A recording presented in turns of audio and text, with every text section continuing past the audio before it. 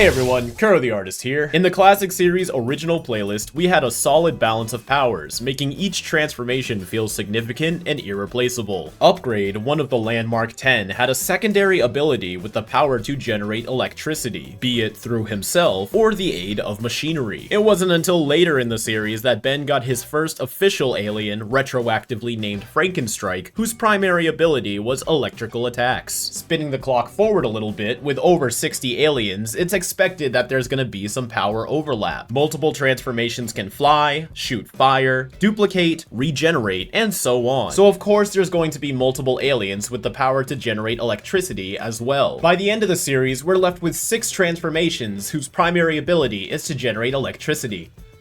Wait, really? 6? I mean, alright, I guess it's fine. It's just kind of strange to have 2 aliens or more that share the exact same purpose, right? You mean like fast track and accelerate? Yes. I mean, it's surprising to me that this electrical phenomenon is only really brought up to contrast the speedster duos rather than being a main focus. We all kind of let the fact that Ben has 6 electric aliens slide, so why is that? Well, a big argument in favor of all them Zapper goons is that each one offers something unique in addition to their electrical abilities. Yeah, unlike fast track, am I right? Ah, fuck my thoracic vertebrae! The writers must have noticed they were stockpiling this category of aliens too, as they ended up writing a whole episode around them. In this story, Ben faces an old foe, who of course is messing with Ben's watch, forcing him to transform exclusively into electric aliens. This gives us the perfect opportunity to compare and contrast all of our sparkly friends and see what they can bring to the table. Except Brainstorm. Yeah, so Brainstorm gets excluded from the Supercharged Club due to, in Derek's words, being more of a brain alien than an electrical one. And I can kinda see both sides. On one hand, I disagree. While Brainstorm is highly intelligent, most of the time it's only represented in his advanced vocabulary. His smarts rarely ever play a factor when Ben typically uses Brainstorm, but he's still used as primarily an electric alien. Though, compared to how Omniverse uses him, superior intelligence, low voltage electrokinetic strike, dodge. Estimated recovery time, 20 minutes. I understand. Yeah, that definitely seems more like a brain alien. And look at him climbing on those walls. That's freaking sick. I can buy the he has electricity but isn't an electric alien for transformations like Upgrade, iGuy, and Nanomech. But despite the story working just fine without Brainstorm, if it were up to me, I still would have included him. So I'm at least still gonna mention him when doing the comparisons throughout the breakdown. I also want to give a special shout out to Len Wein, the writer of this episode. He sadly passed back in 2017 at the age of 69, and I didn't know that until I was doing my research. Without spoiling the rankings, this episode really puts Omniverse in some of the best light, and I'm thankful that he was able to pen this story. He was also the co-creator of Wolverine, and it's unfortunate he won't get to witness the record-breaking global success of Deadpool and Wolverine. Thanks for all you've done, Len. I also want to shout out Matthew Bitts. He did those awesome renders of 5YL Ben and Danny you see in the intro. He's a talented artist who has his own Ben 10 alternate universe, and recently worked on LS Mark's animated pilot, Catching Up, as a compositor. And I'll end my stream of shoutouts with Time Lord Artists, who gave me this awesome 5-whale Swampfire wooden picture. He gave this to me at one of the events I was drawing at this year, and it was a really fun surprise. But now, on to the episode. On December 7th, 2013, Len Wein delivered us the episode, Max's Monster. Phil returns to Bellwood, bound in an energy-draining monstrous mutation, whose proximity to Ben forces him to only use electrical aliens. Max and Ben must come to an agreement on how to handle yet another lost friend. Should he be redeemed, or should he be removed? So we've gotten this shot like dozens of times, probably this exact background. But despite the repeated background, they always change out the bystanders and civilians. Even Bauman can't get brow threats this fresh. Throwing shade at good buddy Bao. Also, one thing I've noticed about this episode is there's lots of gradients, even in places they normally wouldn't, like this shot right here. Usually Omniverse is very reliant on their color direction and lighting choices to create different moods and atmospheres, whereas it's very rare to see strong gradients in backgrounds, and especially on characters in the show. It's something that, if you recall, Alien Force did a lot in its earlier episodes. They slowly started leaning away from it, and then it's practically gone by Ultimate Alien. And there was a fair amount of times I felt like it really worked. Sometimes it was overdone, sure, which was not helpful with the dark background, so that's probably why they steered away from it, but I feel like it can be effective if used correctly, and this episode does a nice job of it. It just stands out so much because this iteration of the show almost never does it. Just right. Can you do that? You didn't pay for that yet, buddy. See, like this shot right here, you see the subtle dark to light? It's very unorthodox for Omniverse, especially to be used this much. Don't they sell anything besides disgusting alien food down here? I've made jokes about this, but as a serious talking point, it really makes no sense to me how Ben's taste buds work. He doesn't like his grandpa Max's cooking. He doesn't like his mother's cooking, both for being gross, allegedly. Yet he drinks such disgusting smoothie flavors. Like, does it have to be mush in order for him to enjoy it? I wonder what would happen if we took all the gross meals that he doesn't like and blended it into a smoothie. Would he then enjoy it? Video games rot your brains, Ben. You know, the older I get, the more I'm really agreeing with that sentiment. Look at Rook right here, just doing this little... Brains, Ben. That's cute. I almost forgot the Parmesian brain rot. It's Parmesan. I cannot wait for this meal. Whatever this thing is, I like it. And if you look closely, he does actually make that frame just for a quick second. In fact, I think it might be the same animation frame. Oh wait, no, there is small differences like between the tips of the hair and the shape of the pupils, but it's damn near close. You're welcome to eat my portion. You know, a common trope in Ben 10, a lot of different movies too, but I see it happen a lot in Ben 10, is a calm scene, then suddenly an explosion off screen to introduce whatever the next stage of action is going to be. Like, if you're ever watching Ben 10, just look out for it. You'll probably see it once every 3 episodes or so. He's a kid and he wants to have fun, but he's a really bad dad because he forgot about his son, Ben 10. Max Tennyson is like the definition of fearless, so what's got him running? This thing is awesome. Tarantula Phil. It's pretty much the standard Tarantula design, but evolved to look a little bit more humanoid. He's also got toes and fingers now. While for Ball Weevil's Predator, the original spider design works very effectively. This Tarantula Phil hybrid is such a great design for me. 10 out of 10, no notes. Now, it's interesting that they chose a Ball Weevil's Predator to be like Phil's permanent form. I don't know how deep there was any reasoning for it, or if that's just like what they landed on. It was probably just, yeah, give him this one. We should see this dude get in a 3-way battle with Chromastone and Upchuck. Caution, Smoshin! Can't handle with what? That happened so fast, it looks like I edited it. What are we talking about? I don't know how to explain it, or at least I'm too tired to right now. With Max running away in fear, Ben diving in headfirst without thinking, and then getting his shit rocked enough where he's responding like this. I want to say it doesn't feel entirely in character, but when I describe it like that, it does. It does sound like it's in character, right? Like, oh yeah, of course, that's what Ben does. I don't know, just something about this just feels a little, eh. Ooh, but look at that focus transition. Very nice.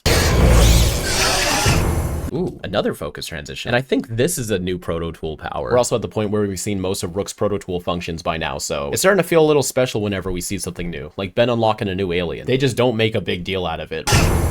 Right. But this is a very deep focus effect for Ben 10. Between this and the gradients, like the styles of this episode is just slightly not Omniverse, but I'm also kind of really fucking with it. Whoa, we were just flying by all those icons. We do still only see about the same like 15 or so icons. They seldom update them anymore, but it's nice to see we got feedback back in the roster. That's cool. He grabs the shield and sucks it into him. Let's drag this out. Something about Rook's lip flaps right here, though, seem pretty off. Like, look at them and, like, really listen to him. Ben, he absorbed the energy from my proto tool. I think that you are only making him stronger. See that? That looks kind of off. Maybe it was a different line that they ended up having to replace later, and they just didn't reanimate the scene. Quicker with the info next time, partner. Is it just me or Feedback's hands just gigantic in this episode? I know he's always had big fingers, but damn. Now, Ben, If you feed off energy. take it away.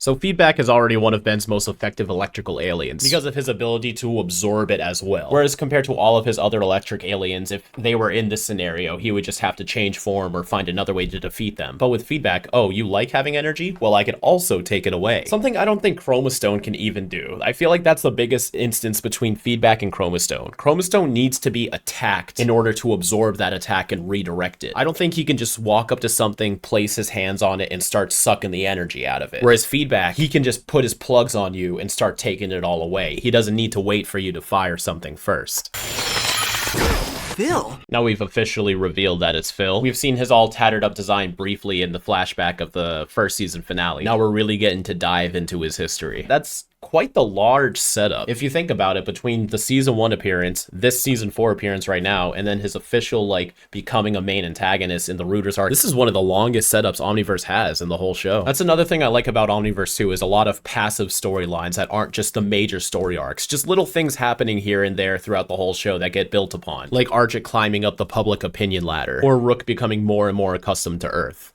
Phil. They just did that little surprise whoop shot earlier, right? Yep, there it is.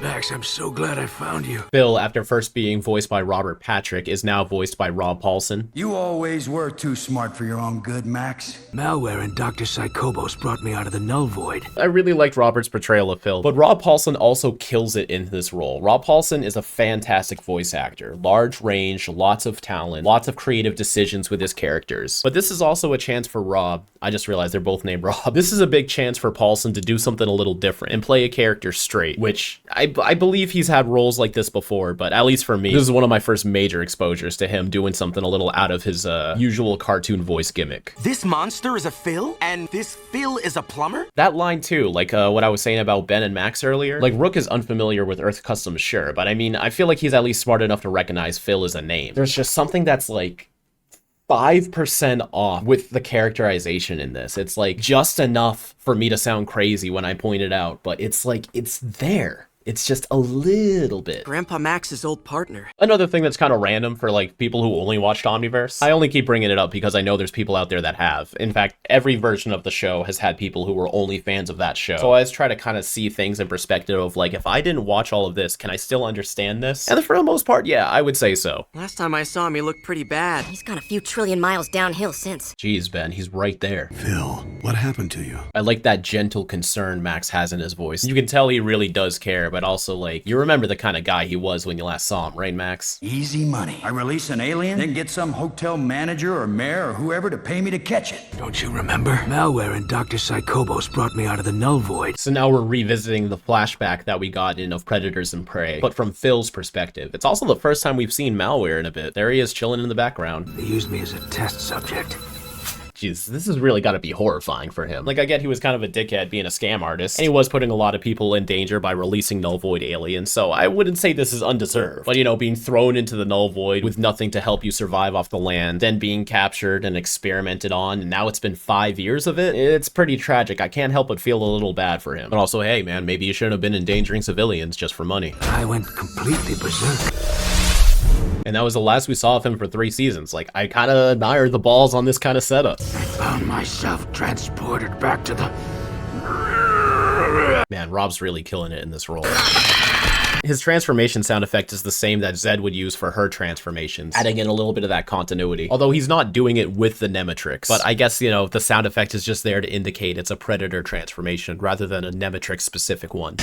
Look out! You see what I'm talking about with all these gradients, though? Yeah. Good thing Max has that plus 99 Tennyson durability.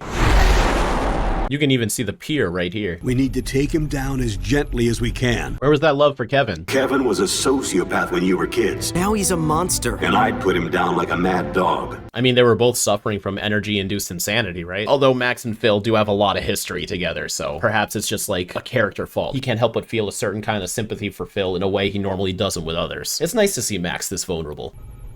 It never sat easy with me that we left Phil in the null void the first time. Which I wish we got a little more exploration before this. It makes a lot of sense that Max would have regrets for it. Even back in Classic, I feel like Phil should have been mentioned like a little bit more. And granted, where would they have brought this up any other time? I just love Max, you know? I'd love to get inside of that head more. We need to find him before he harms an innocent. He does not seem to be in control of his monstrous form. Oh my god, is this the ultimate Kevin arc?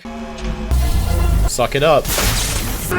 Stop! Oh, almost got away with it. Look and listen. Stop! You hear it activate and everything, but, you know, nothing. Phil, I know you're in there. I know you're in there. Another thing I love about Ben 10 is I know you're in there almost never works, but everybody keeps trying it. Low battery warning? I know, right? Like, I think this is the only episode they actually do this. Probably just from being around Phil, though. I imagine Rookie always keeps this thing properly charged. So us seeing this for the first time actually does make a lot of sense, due to the nature of Phil's electrical abilities. No worries, Rook. Feedback. So you can even hear him ticking through the different aliens, despite nothing happening. It's payback time. Feedback. Oh, wait, no, hold on. You can see the disc rotating, too, if you look closely without Ben doing anything. It's payback time. Feedback style. Y'all know how it is. Oh, but this is also an error. Seeing faces surround the entire circumference of the hologram rather than just half of it. See, this episode looks so good that whenever they do mess something up, it jumps out to me normally. But for the most part, this episode looks fantastic. None of this stuff is really anything I would fault the episode's ratings for. It's like, you know, every episode has animation errors. This is nothing.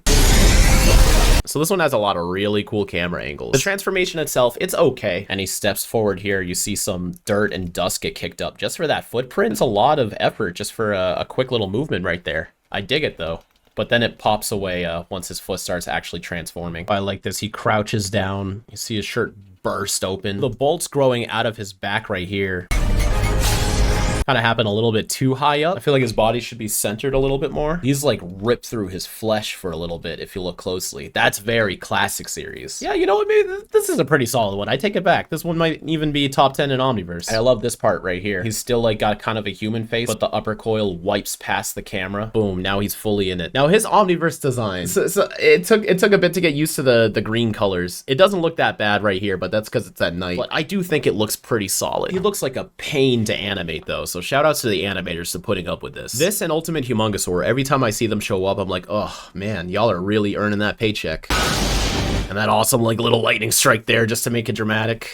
Boom. And there's my good buddy right there. Hey, how you doing? I like the electrical fists. That's something we see pretty frequently used through all the electric aliens. Feedback's done it, Shock Squatch has done it, and non-electrical aliens have used like their energy elemental powers before to do charged up fists as well, like Heat Blast or NRG. So I imagine this is just a move that Ben tries out with all of his aliens and kind of hopes for the best. Don't hurt Phil, just contain him. Yeah, it's really interesting to see him be sympathetic about this. Usually he's just very business, we gotta take this guy out. How about you tell him to take it easy on me? Frankenstrike, after first being voiced by Michael Dorn. A little lightning should do the trick. 2 freaks down. 1 to... Where did he go? Is now here voiced by David Kaye, doing a little bit of a almost operatic type of kind of voice. You know, very old school horror movie monster. I like it. I do like it. I'm always going to be biased and attached towards the classic series voices. It's very rare, even if a change is good and really works for the character, it's very rare for me to like a newer version of a character's voice over the original. I think this one might kind of be the case for that though. I think I'm leaning more towards liking how he sounds here than in classic. The only other ones that come to mind where I like their new voices over their originals without thinking too hard about it would be Brainstorm and Terraspin. All the others, I more or less like whatever voice they were first established with. Oh, look at that, 2 times in one scene? This looks like a similar area where they're gonna fight the squids in an upcoming episode. Yeah, lots of little particle animations weaved throughout this episode too. Kind of going out on a limb, I feel like this episode is the best Omniverse has ever looked, ever. Like, this episode just looks so good. The gradients really go a long way, but also all of the animation is fantastic too. In Phil's design, this must have been where a Fistful of Brains' budget went. Damn, he's just slinging people all over. That's his go-to move, just throw him into something. That was cool. Sends a current into the ground to shoot this manhole into the sky, and then whoop. Sick. Need another plan B? So after the awe of his design wears off, it does kind of suck that Frankenstrike was reduced to another electrical alien. All the electrical aliens feel like they have something to make them special. You know, Feedback also absorbs electricity, Buzzshock can duplicate, Amphibian has a bunch of powers Ben will never use, and Brainstorm has his high intelligence. Wait, what does Shock Squatch do? He's a Yeti. He's a Yeti. I'm not gonna lie, I think Shock Squatch should just beat the fuck out of him. Shock Squatch is really good at hand-to-hand combat and agility. Frankenstrike really doesn't get anything aside from his electrical abilities. Classic series had a lot of like named powers that he was supposed to be able to do had he been used again, like enhanced intelligence or regeneration, which makes a lot of sense with all the stitching on him. But outside of his one appearance in Classic and not showing up whatsoever in UAF, by the time we got to here, all these other ideas for him got dropped and he's just an electric guy. So it's a similar situation with Amphibian where he loses a lot of his extra abilities, but at least with Amphibian we saw Rad show them off. We at least had a character perform them on screen. Whereas I guess you could say we kind of got the enhanced intelligence with Dr. Victor, or you could just say he was a smart dude, but his regeneration, if he even still has it, is never shown in the series. That could have been something that'd make him special. Like, what if he rips off his arm and like supercharges it at you? I don't know. This is me going full Kuro mode, but they messed up the texturing of this tree back here. Usually they have a separate brush for when they do tree textures. This is just their default rectangle one. How you gonna fuck that up? Fire this man. Surprise! I don't know, something about having like actual screws on an alien makes them look a little janky to me. Same with the stitches too. Like, are we saying these stitches are biological? Or like, is the Omnitrix giving these to them and he needs them? I don't know, you know. We're too far in the series for me to care about this shit anymore.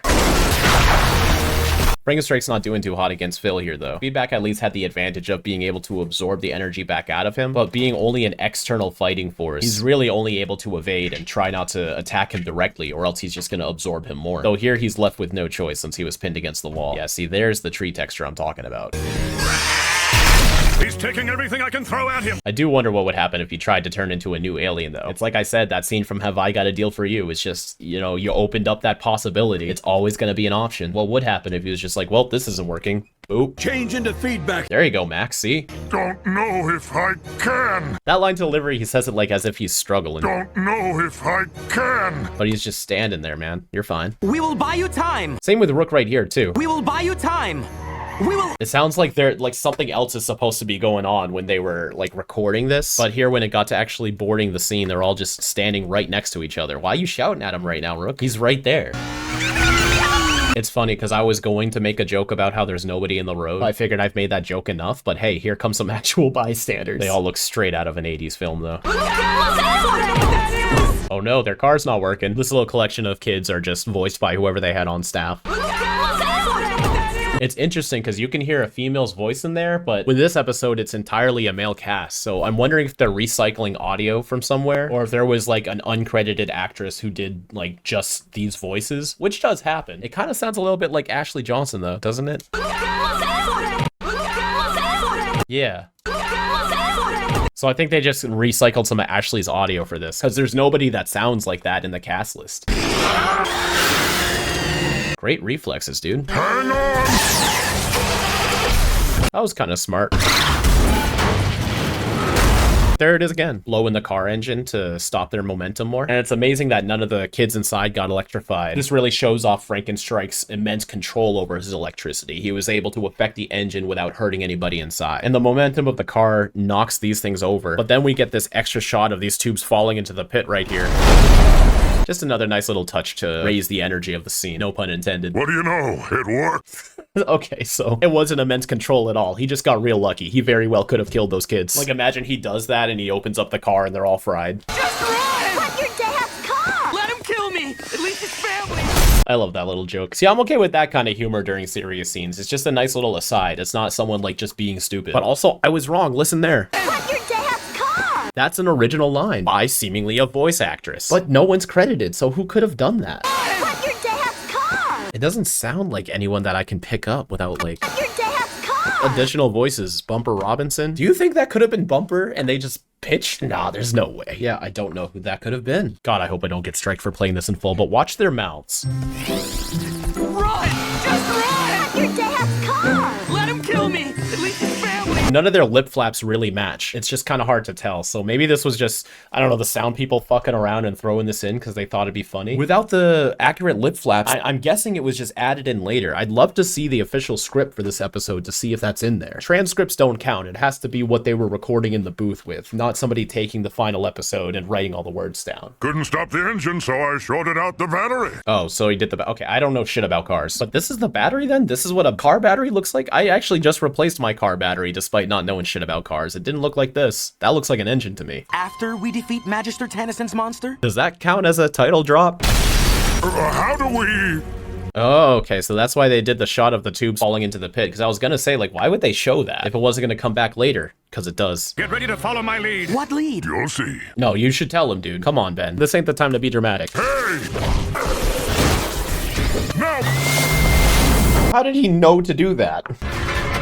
It's an effective way to defeat him, though. But yeah, that is how they took out the squids, too. Trap them in a tube. Except this came first, so I guess they get the lead for it. I just remember the squid scene more. Now that we got him... What do we do with him? Throw him in a cell, ask him for questions. This is standard plumber business, Ben. You got it.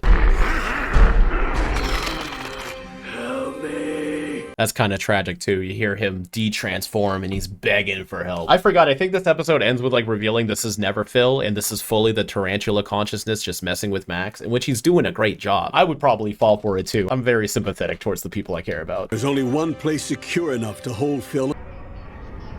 Man, what a setup for something that they do every episode. They're making it out to seem like this is like some special thing. Like, oh, there's only one thing we can do. What we do every episode. Not exactly the finest human specimen. Bro, what the fuck? Come on, man. They're always saying like the saltiest shit. Have y'all noticed that? Like, Blue Kitchen Driva really have some attitudes on them. Like, not even just bickering with themselves, they're like super judgmental towards everybody else. Galvin Tex. Small way to reiterate Phil's knowledge about all the different alien species. Teleday was the first alien plumber I ever saw on an Earth base. And a nice little bit of lore right there, too. These are passive sensors? Lots of really strong focuses. They do a lot of like perspective shots in Ben 10 in all 4 series, but this is very high. This is like 75% Gaussian blur if you were using Premiere. We know what we're doing. We're not cerebral crustaceans. Yeah, unlike those stupid crabs. Go back to Encephalotus. You do not believe his pleas for help are genuine? He's gaming us. And I believe he is not the first monster to return from the null void in need of a friend. This is the fucking ultimate Kevin arc. Phil is no Kevin. Interesting coming from you, because you wanted to murder Kevin. You remember that? Guess we gotta kill him too, huh? I know I joke about Ben trying to murder Kevin a lot, but let's not forget, like, there was a lot of layers to that situation as well. Y'all should check out my breakdown on that if you haven't already, and I'll really get into it, so. But with that considered, it's very interesting that Ben doesn't even want to offer any sympathy for Phil, and even acknowledges right now he sees him lower than Kevin, at least in this regard. So it must have really affected him when he was a kid and being betrayed by Phil. Maybe it's also because of the connection he has with Max. Like, Ben feels extra cautious, like he really wants to look out for Max, and he doesn't want their past feelings to get in the way of what needs to be done. But he does feel a lot more clear-minded than during the Ultimate Kevin arc too. You know, he suffered loss after loss after loss with Greg, some of them on him, let's be honest. So I could understand that after all of that, being betrayed by Kevin was really the straw that broke the camel's back, and him just being like, well, fuck it, I'm just gonna kill him then. But the thing is, he learned that he was wrong. It was Gwen who was right the whole time. So yeah, him not wanting to give Phil the benefit of the doubt, it really makes you think about like what's going through his head with all of this. And I'm loving all of the questions this is opening. This is such a great episode. Surrounded by an endophytic energy Parasites have a naturally occurring output of nearby power to siphon off the excess. Scrambled his DNA and left a residual endophytic field in Phil. This is a very complicated way of him saying he's still half Terrorantula. The power core is running at 120% capacity. That is the greatest source of power in this hemisphere. Then what's on the other side of the hemisphere? Didn't I just say this in a previous breakdown? Like, there's something that's happening on the other side of the world in Ben 10. Undertown is the only developed market for illegal off-world weapons in this hemisphere. That is the greatest source of power in this hemisphere. Does that ever get paid off? How is he affecting the power core? What can we do to stop him? Maybe we could use those Denians to siphon the endophytic field. It's not a bad plan. Undertown's power station depends on the megawatts. Which was also set up in A Jolt from the Past. I hear there's a colony of megawatts that helps power Undertown. Since now?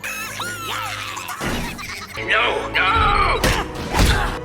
See, here it really seems like Phil is fighting back against whatever's inside of there. So I'm not entirely sure that Phil's dead. Because there was something all about how, like, oh, the real Phil is gone and it's only the Terrorantula's mind in there. And all of this is just misleading to get what he wants or whatever. But shit, he's either an amazing actor or there's still some part of Phil that's in there. I forgot how this all ends up, but I guess we'll see. Anything but one of my electric guys. Get fucked, Ben. Also a rare moment where we see a dramatic transformation like this, but without any Omnitrix bubble background. So if you look here, the Omnitrix is already black before it turns into the Shock Squatch transformation, which looks pretty good. Nice little fade right here into Shock Squatch colors.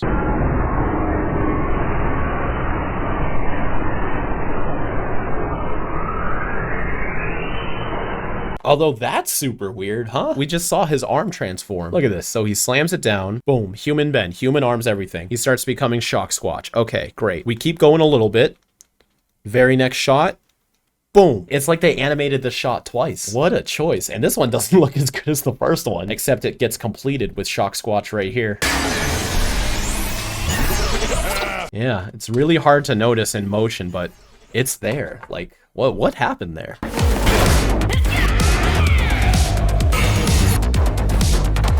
That's a pretty great shot. Wow. You need to snap out of it. Quit it. It's very rare other characters make him bushy. Usually he only looks this bushy when he's using his own powers.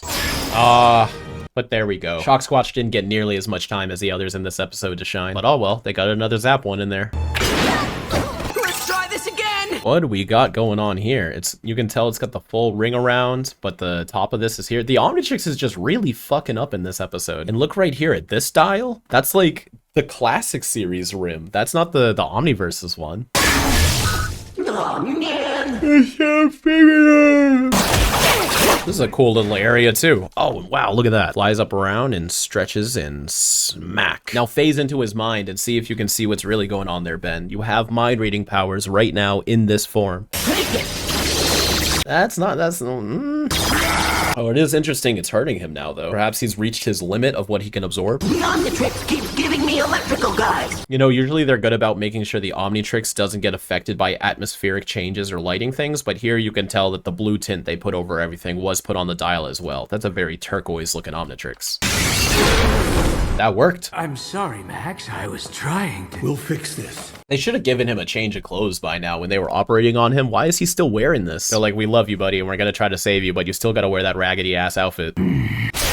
Gotcha. There hasn't been a fill in this body for years. That was the line. There hasn't been a fill in this body for years. So who's in there? Because I was under the assumption that all of the predators were somewhat animalistic and not as intelligent as humans or any of Ben's aliens, for example. But perhaps it's just the host of the Nemetrix that needs to be mostly non-sapient. And maybe some of the predators actually do have that kind of intelligence. And perhaps the Tarantula is that intelligent but can't express it. Like it can't speak or anything due to the body it has. But taking the mind of the Tarantula and putting it into Phil gave it like the literal ability and vocal cords to speak and show off how truly smart it is. Or this evolved into something entirely different. I don't know. I feel like we never get a true answer on what that means. So who is this then? Or it could be a dead name thing, like, oh, I'm not Phil anymore, I'm something else. Like whatever Phil meant to them way back in the day, that guy is dead. It's like metaphorical.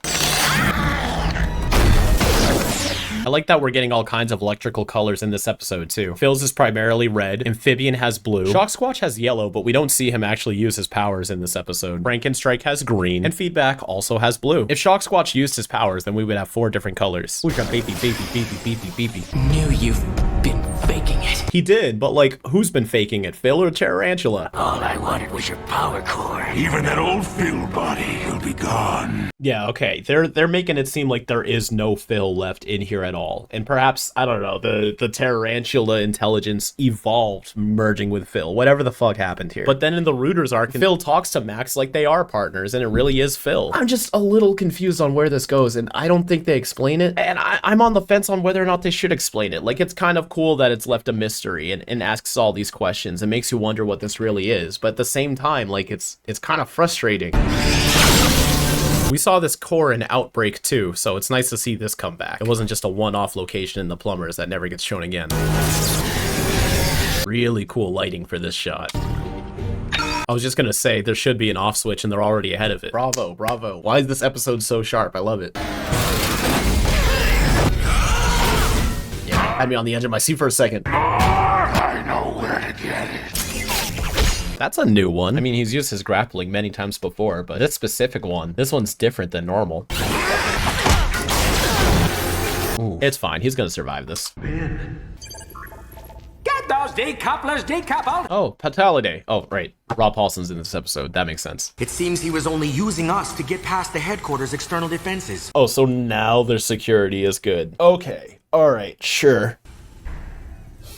I'm sorry, Grandpa. I feel like it's got 2 meanings. For one, he's sorry that he wasn't able to stop Phil from getting away, but he's also sorry that this is happening to him. It'd be nice if him and Max had a little moment together because they already referenced Kevin and everything, and you can see the parallels between the two. Ben could try relating to Max a little bit, like, this is what I went through when Kevin went insane and all of that. They could have a little moment, and perhaps Ben and Max can talk more as equals rather than Max just being the guiding force and Ben accepting it. It'd be, oh, that'd be so good if, like, Ben was able to help Max and talk him through this whole procedure and be his guiding light. I don't know, Frankenstrike had a decently long scene. Maybe cut that down by like 20-30 seconds and give them a couple of lines together about this. You were right, Ben. Phil is no Kevin. That kind of serves for it, though. Me personally, I would have just liked a little more conversation about it. Even if it's just like an extra sentence or two. Just let them really live into this and process their emotions and deal with it. We'll find him and we'll take him down. Damn, so now he really is going back to what he thought he should have done all the time. Your friendship aside, the only responsible move is to take him down with all necessary force. Maybe Max was trying to do it the Ben way, as he said. It's not the Ben move. You give them second chances, and they live up to your expectations. And is seeing that it's not going to work for this scenario. Oh, I'm sorry, Max.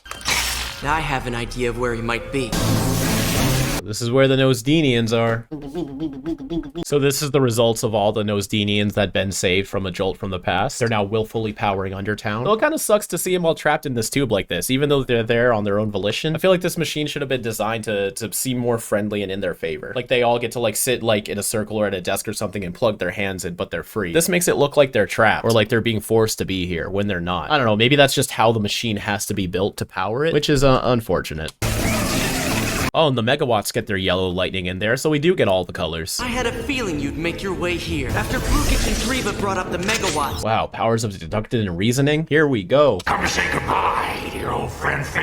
Rook, concussives only. He should have said, like, there's no one left to say goodbye to. I don't know, he should say something. Instead, he just completely ignores him and starts talking to Ben and Rook. Maybe that's just how he copes, though. I don't know. Max is an interesting dude. You lose, partner. God, Rob Paulson's so good in this role. Okay, on the tricks. For real this time. Yeah, they've been doing this holograms wrap around the entire ring the whole episode. And Ben 10,000 becomes less and less special. Like the megawatts as a whole, I'm really not sold on their Omniverse design. This is one of the misuses of the big chin, and I don't like how they covered his energy funnel with the Omnitrix. Same with his voice also, which of course is performed by Eric Bauza. I liked when he briefly spoke in Ken 10 and it was just Ken's voice, but like regulated through electrical waves. Dad, I had him! Almost like an upgrade situation, where here it's just the nanomech thing where, oh, it's a tiny guy, you gotta make him have a high-pitched voice, haha. I like the little buzzes when he runs though, do you hear that? That's a good feature. Haven't figured it out yet. You're the reason I keep getting electric aliens? Phil says that as if he's doing it on purpose, or at least knows about it. This is another nice way to be creative with the Omnitrix without nerfing it. Because with all these mistransformations, it's Phil affecting the watch, forcing these electrical aliens into it. I think this is a creative way to play with his powers a bit without it feeling like, oh, they just gotta make Ben weaker so he can't solve the day easily. Which you could argue that is what this is doing, but this is creative and interesting enough for it to be alright. This has a good narrative tie to it. My exposure to the Nematrix is messing with your little watch. So this Phil is not only very sapient, but also pretty smart if you put that together. And he's manipulative enough to mess with Max and really tug at him on an emotional level. He was very convincing too. It just really plays into question, like, what do you mean Phil's been gone for years? Just who are you? He was using that megawatt super speed. I love seeing that. What? He's using his electricity to rip open this thing? Like he's actually like, look at that. Like a force, like he's electricity bending right now. That plus his like straight up super speed right here. I'm kind of getting your vision, Kellen. I'm starting to see what you see in him. Because no one else can manipulate electricity like Buzzshock either. That combined with the duplication, the sonic frequencies, and his small size making him hard to capture, he might be one of Ben's best electrical aliens. It would have been cool if he communicated them with like the kind of voices though when he was talking to them right there. Just an extra way to show off Ben truly being one of the species he turns into. I love whenever he transforms into the surrounding species, because we don't get this too often. We got that with Accelerate, Diamond Head, Wild Mutt, Upchuck, Forearms, Ripjaws, Benwolf, Frankenstrike, Way Big. He did use Wrath in the Wrath episode, but not in front of anybody. Same with Chameleon, Kickenhawk, Molestache. He'll do it with Vampire. Wow, he's actually done it a lot. It feels like a rarity, but I mean, when I put it this way, it's not. It's just there's so many episodes of the show. It's like in comparison, it's kind of a rarity, but I mean, that's a pretty significant amount of times already. I mean, he's kind of doing it right there, right? Oh, that's weird. For like this one frame right here, this little red arrow appears. Look at this. You see that? It's literally a red arrow. That was probably supposed to be removed. So they're confusing him a little bit. Ooh, what was this? Is he absorbing electricity too? God damn, Buzzshock, you're actually really cool. Him saying that with a smile is a little strange. If you live long enough. If you live long enough, you're not gonna kill him right here? Tell Max. Never liked him. Oh, that's mean. But like, who's really saying that though if it's not Phil? Do you get what I'm saying? A null void projector? This is the null void projector? Is this the null void projector from the Frogs of War? Well, slap my tit on a deep fried fish, it is.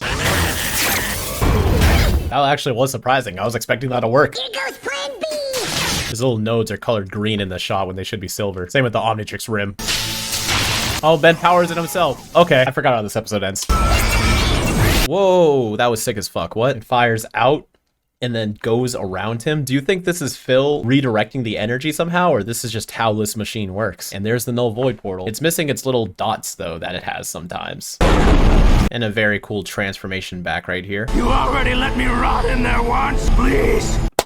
Rob Paulson, everybody. Phil got a raw deal, but you've got this coming. So they are two different people. Okay, I would love to know how. That's all. Is that asking too much? Damn, in human form? The image shrinks rather than closing over the mask of the portal. 2 focus shifts in one shot. We're on Max with the background out of focus. You pan up, everything in the background's in focus, but Max is not, but then we switch back to Max one more time. All in one go. Go hero or go home, right? See, if I counted go and hero in my hero time counter, that would have been ticked. Oh, Max. Hey, Grandpa Max. I'm starving. Still got your shopping list? And Ben too. That's a good thing. See, like, maybe they don't need to talk about it. Ben's like, hey, get your mind off of it. Let's go have that dinner you want. And it's so important to him. He knows. Don't be disappointed, kiddo. He knows what this is. He knows Ben's not gonna like it. But he can see that he has a new life outside of Phil. And everything's gonna be okay. They're just gonna leave the proto truck there though. All right, so as y'all can probably tell by my reactions, this wasn't an episode I rewatch too often. It's definitely a lot lower on the tier of episodes I know very well, so it was nice to have some surprises. Aside from the arc heavy ones, the later half of the Omniverse episodes I really don't rewatch all too often, so now we're getting into more unfamiliar territory for me, so I'm really excited to keep these breakdowns going. But yeah, this episode really blew me away. I think the plot deserves a 5. It was really cool to bring back Phil, not only just from the classic series, but also because they set up that little thing in season 1 that just kind of at first seemed just like a fun Easter egg, but it led to something. It led to this, and then it's going to keep leading to something into the rooters. And it was also a good way to show off all of Ben's electrical aliens, because even the crew realizes themselves, they're like, yeah, we kind of got a lot of these. Maybe we just acknowledge it and make a whole episode around it. Granted, it was just a, you know, evil villain is kind of power hungry, but this episode really doesn't seem that way until you start really picking into it. But I think for everything this episode tried to do, it was very effective. It was engaging, an opportunity to give the characters, especially Max, something to think about and reflect on. My only problems with it aren't really problems with the episode, just like lots of missed opportunities. Like, I really wish we got more of Phil and Max interacting. I wish we got more of Ben and Max talking about it. I can't fault the episode for it. It was so good, it made me want even more out of it. And I feel like that's effective storytelling. Characterization, I will also give it a 5. I did feel like everybody was just kind of off in the beginning, but yeah, it was just the start of the episode. It didn't really falter anything at all. And again, any problems I had with it is just from my desire to have something more, especially Rob Paulson's portrayal of Phil. This is a very interesting direction to bring Phil. He's been stranded in the null void for 6 years, experimented on, mutated. He's allegedly dead now and is just some new character, which doesn't really make sense, but I feel like the mystery surrounding what Phil is what makes him such an interesting character. This doesn't feel like a plot hole or a writing inconsistency or just poor choices. It just feels like intrigue. I don't know, this is just one of those scenarios where it's okay to not truly know. I don't feel like I'm getting gypped of anything. I feel like I just want more from this character. If anything, when he shows up later and we still don't get follow-ups on it, that would be a fault of that episode. I feel like this story right here, Max's Monster, it did everything it needed to do and it played the characters the way they should have been played. Visuals is of course a 5. How could they not be? But what's surprising is I'm going to give the importance of this a 5 as well. It does feel a little against my usual standards for ratings, but hear me out. Phil's debut episode got a 5 in importance, right? Way back when I was doing the classic breakdowns. His next appearance was in a season 1 finale, so of course that episode got a 5 too. And Phil plays not a pivotal, but a noticeable, very present role in the Rooters arc in season 6 in all 3 episodes. So for the most part, Phil is intertwined pretty heavily with the story of Ben 10, especially being Max's ex-partner, somebody for Max, one of the most important characters of the series, to have a little bit of baggage with, and we really don't get that a lot. We had Devin, but it turns out he's fake. We had Xylene, who never shows back up. We have Verdona, who never shows back up. Phil's kind of the only constant thing that Max can really latch onto as a character to help give him something else outside of just being Grandpa Max. And not only does it do an excellent job with the story, but it does set up his role in the Rooters a lot more, and it makes you care about it more. So despite me feeling like this deserves only a 3 or 4, I feel like to connect Phil's story fully, and as well as, you know, the community relevance of here's all the electrical aliens, this is the electric alien episode, and Ben unlocks one of his future aliens again, he gets Buzzshock now, along with Frankenstrike's return, it just seems like this really gets a 5. It's a weird one that really just, it yoinks that 5 for itself. And entertainment, let's round this off. Y'all already saw this coming, it's a 5. So Max's Monster is surprisingly one of Omniverse's perfect episodes. I think this one really deserves to be amongst the greats. So let's move on to the final thoughts. So throughout this episode, there was a few lines of dialogue that tied the scenes together with Ben's constant mentioning of a plan B. Let's drag this out. Okay, plan B then. Okay, need another plan B again. Why don't you tell me yourself? Here goes plan B! I love little narrative threads like this, and I'm really kicking myself for not pointing it out earlier. But hey, poll time. As I predicted, folks really gravitated more towards Omniverse Ultimate Humongosaur over his UAF appearance, but the latter at least still had some fans. As for Ultimate Echo, UAF won his design by a landslide, which is a choice I certainly agree with as well. And while Omniverse Spider Monkey did win his poll, it wasn't with as quite an extreme of a margin as the previous two, but I don't think I'd ever really be able to decide between them either. For this video, I actually have 3 polls because I couldn't decide, but it's not like I have to only do 1 poll per breakdown, right? So here's what I'm leaving y'all with for the next few days. For one, we're going to be voting for our favorite electric alien. Y'all probably saw that coming. And given YouTube only gives you 5 slots in the text poll and only 4 with pictures, which I really don't get, I won't be able to put Brainstorm on this poll. But yeah, this poll is like just for your favorite electrical alien, not just like your favorite electrical scene in this episode. Feel free to use any of their sources for your decision making. Secondly, I want y'all to vote on who you think this character is. Is it Phil?